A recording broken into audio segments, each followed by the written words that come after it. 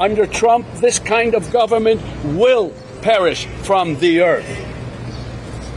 I don't mean to scare you. No, wait, maybe I do mean to scare you. If Trump returns to the White House, you can kiss these freedoms goodbye. Donald Trump's hush money trial with Stormy Daniels is finished and the first day of deliberations are over for the jury. Now, this entire trial is just an absolute farce against Donald Trump and everyone who knows it, who's been paying attention. And now even the prosecution's star witness against Donald Trump, Michael Cohen, even admitted on the stand that their star witness admitted that he stole tens of thousands of dollars from Donald Trump and his campaign, which is a worse crime than what they're accusing Donald Trump of doing. Right there in front of everyone in the courtroom. That's how dumb Michael Cohen is. And the whole trial has turned out to be an utter disaster already for Joe Biden and the Democrats, that they've now called out Hollywood to scream at people again in its failed and dying state. And summing up, Robert De Niro, who has long suffered from Trump derangement syndrome and lives inside this woke far left echo chamber without any real idea of what is actually going on. But he's a useful idiot for the left, as he's either too dumb to realize it, or I guess he's just a willing participant in this whole sham against Donald Trump. But Robert De Niro says some ridiculous things and ends up getting roasted by New Yorkers, as at this point, they're just not having it. They are not going along with this. But the fake news narrative that Robert De Niro is about to spew is just the same old tiresome stuff that they keep saying because they don't have anything else useful to use against Donald Trump. That's why they're going to blatantly break the Constitution and the rule of law.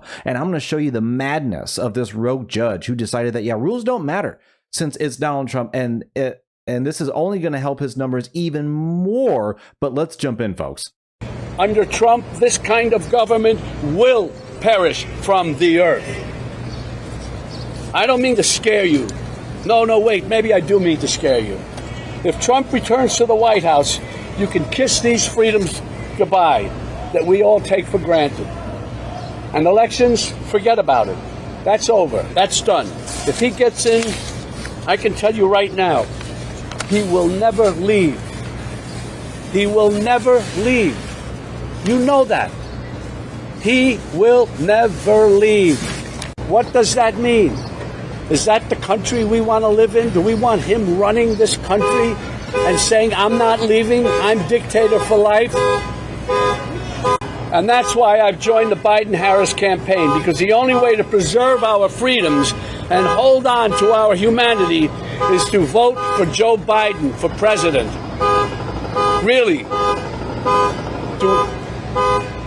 We don't have a choice. I love how they can never really point to the very specific things that he did that's such a threat to the democracy and the country and the election. I mean, never mind Hillary never went along with the fact that he won 2016, said it was hijacked, and so did Nancy Pelosi. I mean, this is the same crazy woke left mantra that Robert De Niro is spewing about Donald Trump, but yet they're the same ones who've done all the things that they constantly accuse him of.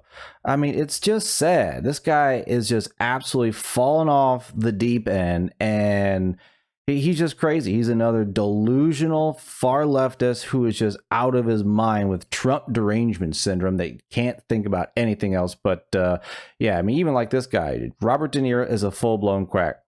Couldn't have said it any better myself. But this, jumping over here, after he gave his whole speech, which if you want to go watch it, you can, but I recommend not really wasting your time. Leaving that, I mean, he just gets eviscerated by New Yorkers for everything he did. So check this out. Democrats, you are gangsters. You are gangsters. You're washed up. Fuck you. Fucking You're a little punk. You're a softy. You're a nobody. Like, why didn't he feel the same way about the riots when all that was happening and they were burning down cities? Why didn't Robert De Niro call that out? You know, why didn't Robert De Niro call out the $2 billion worth of civil damage that was created through the BLM riots instead of supporting all of that? Because you don't see the same destruction from Donald Trump supporters. You don't find that. They're not burning things down. They're not destroying things. No, they're trying to fix and repair things. That's what they do. They don't march through the streets and just destroy and wreck. But that's apparently what, you know, Robert De Niro supports. But these guys, oh yeah, they're bad. Your movie sucks. You're trash. You're trash. You're done. You're done after this. You're done. I mean, they're just not having it. They're not going along with the narrative.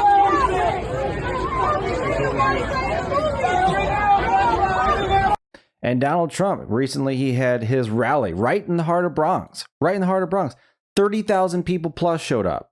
30,000 all over. I mean, they're just not going along with it. And enough people have finally been able to see the insanity of what this is. And this judge, this insane rogue judge who just hates Donald Trump so much, maybe as much as Robert De Niro, maybe more. I don't know. It depends on how much he's probably donated. But this guy has absolutely thrown the Constitution just out the window and has completely changed the rules of how all of this is even supposed to work. I mean, I've never heard of this ever being done before, but you have got to hear this, as Fox News is going to break down exactly what this Judge Engron has decided, or not Engron, but whoever it is running this show, as what the jury is supposed to do. So just listen very carefully, because just imagine if this was your family member being possibly convicted in the same way. It is insane. Following, Judge Merchan has even ruled that the jurors can disagree on what actually occurred in terms of the second crime. This means there could be 3 groups of 4 jurors, with one believing that there was a conspiracy to conceal a state election violation, another believing there was a federal election violation which Bragg cannot enforce, and a third believing there was a tax violation, respectively. Nonetheless, Merchan will treat that as a unanimous verdict, he concludes. In other words, they could look at the indictment and see vastly different shapes, but still send Trump to prison on their interpretations. I really want to know what you folks think in the comments down below, and don't forget to like, share, and subscribe. Thanks. Let's get back in. Is that the way it works, Andy? No, it's not. And it's really, it would be a constitutional outrage in any case, Bill, because juries have to find unanimously, beyond a reasonable doubt, that the prosecution has proved all of the elements of the case. So the idea that they don't have to agree on something that essential in any case would be outrageous. But considering the historic nature of this case, and also considering, and I think this is very important, the other crime is what turns this from a misdemeanor on which the statute of limitations has run to a 4-year felony that has a 6-year statute of limitations, which is why we're all here. That crime has to be one that everybody agrees on. It's outrageous that they don't have to agree on that. Andy McCarthy, thank you so much. And Saul Weisenberg. Okay, so we're seeing the motorcade there. They have dropped off President.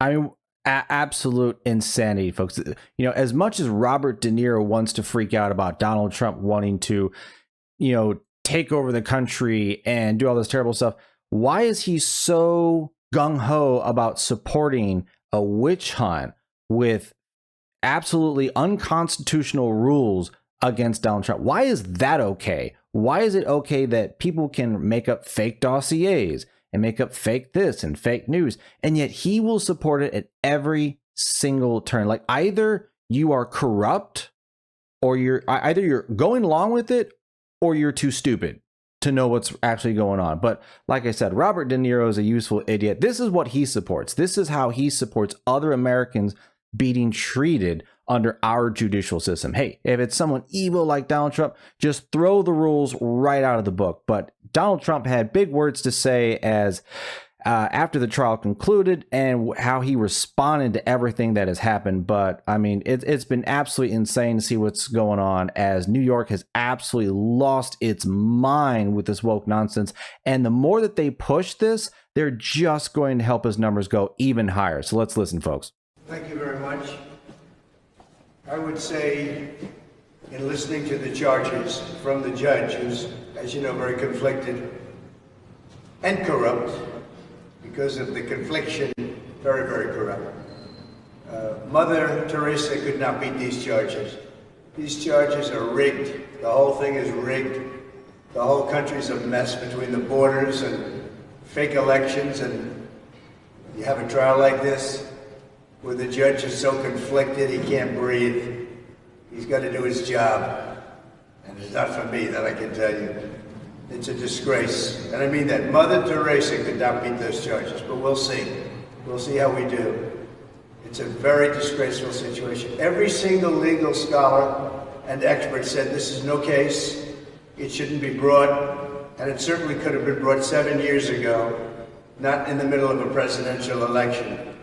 It was all done by Joe Biden. This judge contributed to Joe Biden, and far worse than that, but I'm not allowed to talk about it because I have a gag order. Far worse than that, by 1,000 times worse than that. The worst I've ever heard, but I can't talk about it. It'll be talked about, but I'm not allowed to talk about it. But it'll be talked about in the history books. What's happening here is weaponization at a level that nobody's seen before, ever. And it shouldn't be allowed to happen. So I'll stay around here. This is 5 weeks. And 5 weeks of really essentially not campaigning, although I took a big lead in the polls over the last few weeks. Something's going on. Because I think the people of this country see that this is a rigged deal. It's a weaponized deal for the Democrats to hit their political opponent. For Joe Biden, the worst president in the history of the United States. He's destroying our country. He's letting millions of people from jails, from prisons, from insane asylums, from mental institutions, drug dealers pour in. Venezuela, if you look at their crime statistics, they've gone down 72% in crime because they're releasing all their criminals into our country because of this horrible president that we have. And then they And he's not wrong about that, folks. I mean, we have all sorts of Venezuelan gangs just pouring into the big cities because it's easy to cross the border. And this is what they're doing. This is the insanity that they are going to throw at Donald Trump so they can continue to push their woke agenda, their globalist agenda, and basically destroy America because Donald Trump is an outright threat to their plans and what they want to do, to the fact that they are going to make up every charge, every crime. They don't even have good witnesses. They can't identify the crime. They can't tell you about it. They're going to throw the Constitution out. Folks, if this isn't a kangaroo court in the heart of one of the biggest American city, New York, the Big Apple, a kangaroo court against a political rival by the current establishment, I don't know what it is, folks, but let me know in the comments, what do you think about the Donald Trump hush money trial? Do you agree? Do you disagree? Personally, I think it's all hogwash, just like everybody else does. But hey, everyone's got their own opinion, and I'm really interested to hear yours. So if you enjoyed the video, don't forget to like, subscribe, comment. I appreciate your time, folks. Take care, and I'll see you next time.